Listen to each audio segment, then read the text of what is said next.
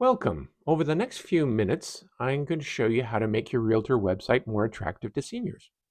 My name's Paul Kavanagh, and in this third video in the series, I'm going to focus on offering useful information on your website, why you might want to do that, and the basics of how to go about doing that. So, what are some common reasons for having a website? Well, on the most basic level, it's to show that you're legitimate. Someone meets you in public, one of the first things they'll probably do is to check out your website. On that website, if you're a realtor specializing in servicing seniors, you'll want to highlight your services, your expertise, your reputation.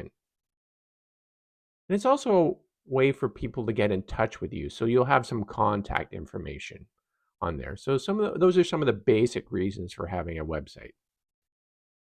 In other words, if you have a website that just covers those bases, it's almost like having an expanded online business card.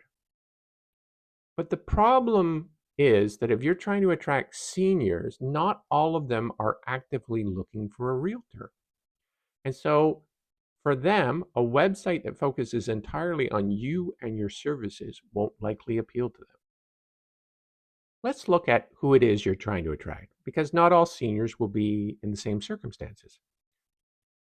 So you see a funnel here, and on the bottom level are the people who must downsize. So you can think of seniors who are in circumstances where they're having to move pretty soon. So it might be health reasons, it might be any number of reasons, but they're at that point where they absolutely need a realtor to help them make their move. Further up, you have people who are ready to downsize. So they may not be in circumstances where they're absolutely needing to move in a very short term, but they're at that point where they're ready to begin the process. A little further up the funnel, you've got people who are actively planning to downsize. So, they may not be have all the decisions made about even where they're going to move, or some of the steps that they need to take in order to get their home ready for sale, but they're actively planning. And you've got people who are thinking about it but not committed to the idea. And at the very top, you have people who want to stay put or are not thinking about moving. So as a realtor, you think, okay, who is it on this funnel am I trying to attract? And one of the things I'm going to suggest to you that you should be asking yourself is, how do I appeal to seniors further up the funnel? In other words, how do you reach seniors before they have to choose a realtor? Because if you wait until they have to choose a realtor, probably you've already missed the boat.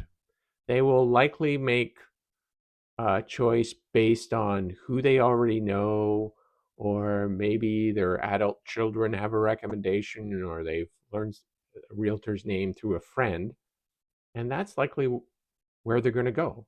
And that person may or may not have a specialty in serving seniors, more than likely not.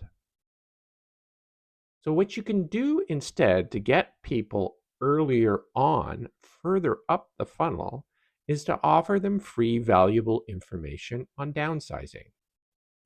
Or if it's at the very top of the funnel, on something like aging well. So these are not necessarily real estate topics per se, but I've seen realtors fairly successful at offering information about aging in place. So these might even be people at the very top of the funnel who are saying, I want to stay put. And so what you're doing is you're meeting them where they are, saying, okay, well, here's what you need to know about aging in place. And by the way, this is something you need to plan for. So here are some considerations. There are various things that you need to include in your plans for aging in place. Have you tick them all off?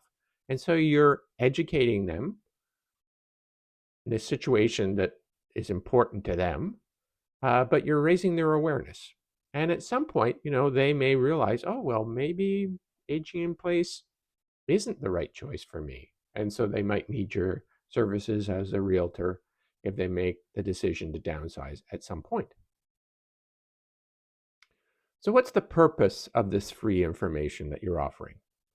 Well, it addresses an issue that's currently relevant to them, helps them better understand aspects of downsizing they may not have considered, begins to show them why it would be smart to speak with a specialist realtor like you, even if they're not yet committed to downsizing. So, those are the people further up in the funnel. Shows off your expertise when it comes to serving seniors, and gets them to start to know, like, and trust you. And that's what's important, right? If you can form some sort of bond with them before they're at the point where they're thinking of listing their house, and they begin to understand why having a specialist realtor like you involved in the process could be valuable, then they're much more likely to contact you, and you can then get into a one-on-one conversation before they've already chosen another realtor. So, the focus of your website is as much on educating as promoting your services. And essential to that is having a call to action on your website. So, what do I mean by that? Well, it leads visitors towards the next step you'd like them to take, such as downloading a free downsizing ebook, or registering for a seminar you're hosting, or watching a short video, or completing a downsizing quiz.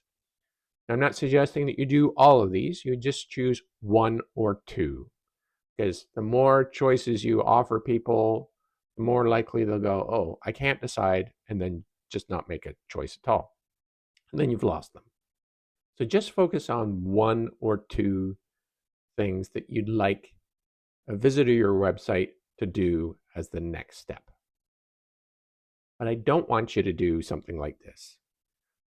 This is a typical contact form, and you may see this on various websites. In fact, this is often a feature of the website templates that you may have seen, or you may even have one of these for your realtor website. So the typical format is, first name, last name, email address, home phone, mobile phone number, all this stuff. And that's a lot of information to ask. In fact, it's so much information that people are not likely to give it to you. So the principle here is the more information you ask for, the less likely people are to give it to you. The other thing, apart from it being overly detailed, is that there's no incentive to complete it. So I'm just filling this out so you have my contact information. That's really not a good enough reason. Another thing that I see a lot of is offering a free consultation or inviting people to give you a call. But the problem with that is that a lot of the seniors visiting your website may not be ready to talk with you. So instead, consider inviting them to do something that doesn't involve contacting you directly. So, those calls to action that I was suggesting earlier, downloading an ebook, or, telling people about a seminar you're offering and getting them to register for it, or, completing a downsizing quiz. Those are all things that they can do if you set them up properly without having to contact you directly, because they'll worry that if they contact you directly, you'll start to try and sell them on your services, or try to convince them to list their house sooner than they want to. So, to sum up, offering people free advice is a way of getting yourselves in front of seniors, attracting their attention before they're ready to make a decision about a realtor. And that gives you time to kind of build your case about why you should be their realtor at some point in the future. Now, if you need some assistance in terms of figuring out how this applies to your business, I'd be happy to get on the phone or on Zoom to talk it through with you. Just drop me an email, and you don't even have to type in this email address. You can use the QR code, scan it, and it will put the email address right into your email app. Hope to talk to you soon. Bye for now.